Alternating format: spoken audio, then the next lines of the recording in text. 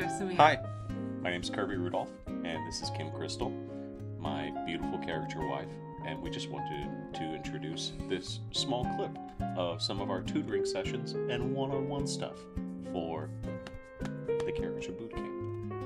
And if there are pauses during this message, it's because we're thinking of what to say. I didn't know what this was about. And scene! Little bags, little dots, keeping it simple. I think him up top, his eyes, we can play around a bit more and try to add a bit more bag in there. I don't see any bag in your sketch. And then Ryusol, all his mass, whereas you have like his nose and eyes in the middle, I think pushing that up more towards his forehead could speak to more of how he looks. So pushing that up and having his lips follow with like exaggerating the beard and how far the beard goes to his chin. Maybe shortening up the top of his head a bit. I think, yeah, like these features could definitely be pushed up, more like a baby face, where everything's sort of centered and in the middle. Or not centered in the middle, but centered and pushed up towards the forehead. Kind of like there's this struggle of warring armies, like who's going to control the most land, like his hairline or his eyes and his brow. So they're kind of squishing his forehead in. And even all their forehead spaces, that's really fun to look at and try to get likeness in the negative space, the space that isn't taken up by anything.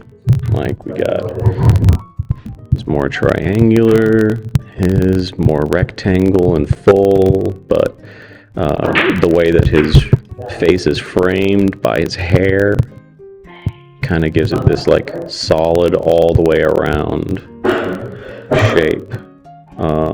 This guy with his brows, maybe the shadow from the hat is adding to it, but we're getting this like solid brow shape that we can play around with. Each one has their own kind of shape going on that we could play with, whereas I see you definitely got it here, like all this negative space here, you definitely got it.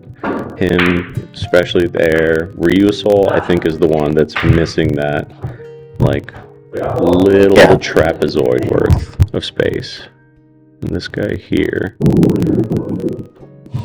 Oh, are you able to hear me all right? And I just want to make sure. Yeah, I can hear you just fine. Okay, cool. All right. But yeah, I mean, all the eye shapes, like you're paying attention to shape. Especially this guy's nose. I love just these little slits here. That's perfect. I think his nose could definitely, I mean, it's unique and it's fun.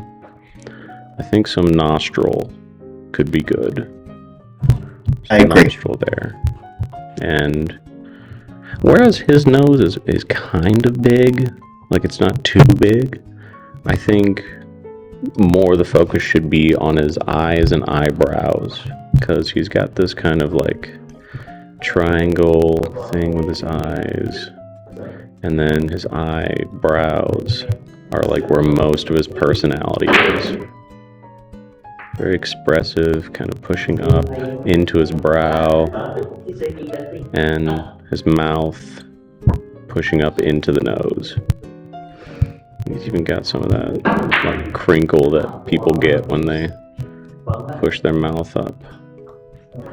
And pretty much everybody has glasses. That's an easy, just like 1-2 kind of hit. Like, okay, if you can get the glasses down and get the face shape. That really helps. That always helps delineate all the shapes if someone's wearing glasses. Yeah, it's a good little hack. Whereas, like, okay, I missed that feature, but as long as I get the glasses, they turn out good. Especially Ryusol's. His are always thick. And like that thickness really accentuates his eyes, and kind of because they're so thick, they make his eyes look really like simple, just straight line, dot, straight line, dot. Yeah, and then we got this guy up here.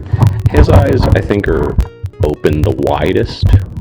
Like, and as far as the bag, same thing, but we're dealing with a different kind of eye shape. The eyes are more turned in, or we're dealing with, I think it's called like a monolid, where it's just it's very thin or almost non-existent. So we get a lot more emphasis on the bottom. And we got to remember that the eyes are gonna be a little turned in. So if we're going more square shape, then square, a little bit of the bag on bottom, circular, bag on bottom, maybe more of a triangle, but still bag on bottom. But I mean, it depends on who you're looking at, because for some eyes you're going to get, okay, there's going to be sclera underneath the iris and the pupil. But then when you're drawing more, I guess you could see it in like Asian or Native American, sometimes even like African American, black people. You'll see this kind of turned in and square with the bag kind of look. But I mean, it depends on who you're looking at, where the eye is turning. Is it going downward, up? Is it going inward and the back is coming up?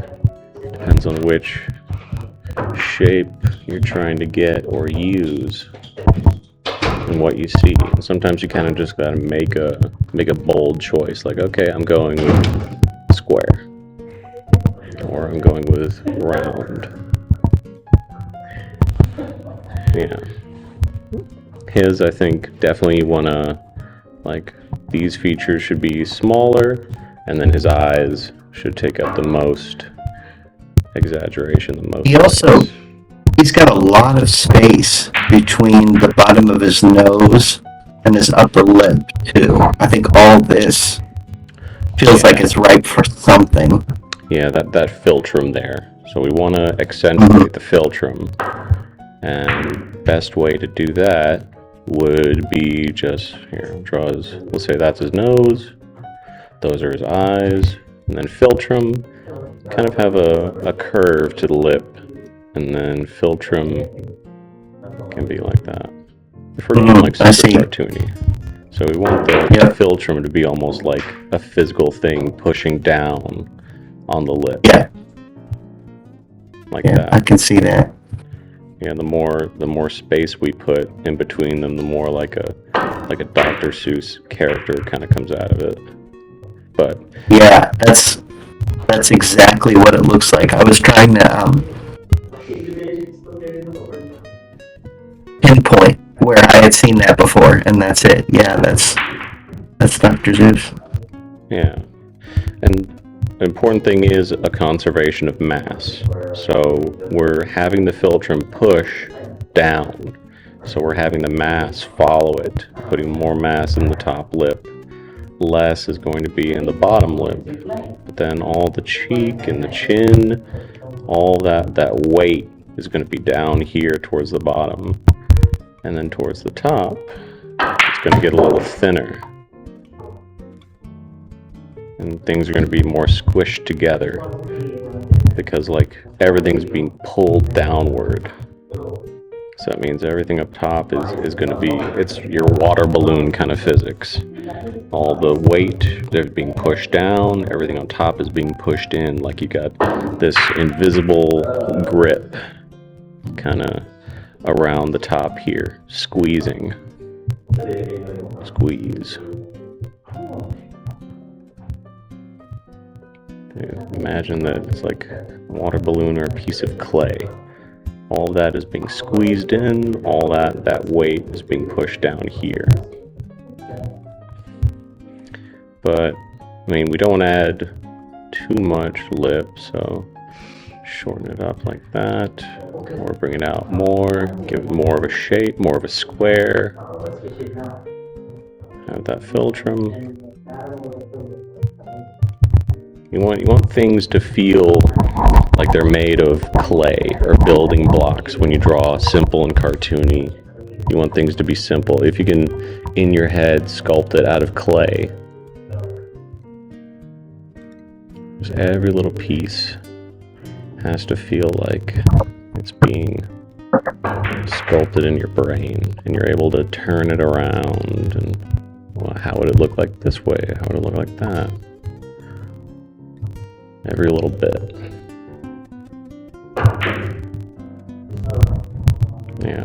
Yeah, simple shapes for everybody. I think this guy you really nailed. So really no notes besides just like little things, like you could have the top of the top of the nose bit, like not necessarily draw the bridge, but at least have a top of the nose there. It definitely felt like no bridge or anything like that. I just wanted to get basically the dots for the nostrils. Hey, subtracting is good for keeping things simple. Just saying like, all right, it's barely there at all. It's not like his entire personality is that bridge. So I'm gonna take that and just wipe it away. Get it off the map. Keep things simple and easy. And like, what you're left with is just the distillation.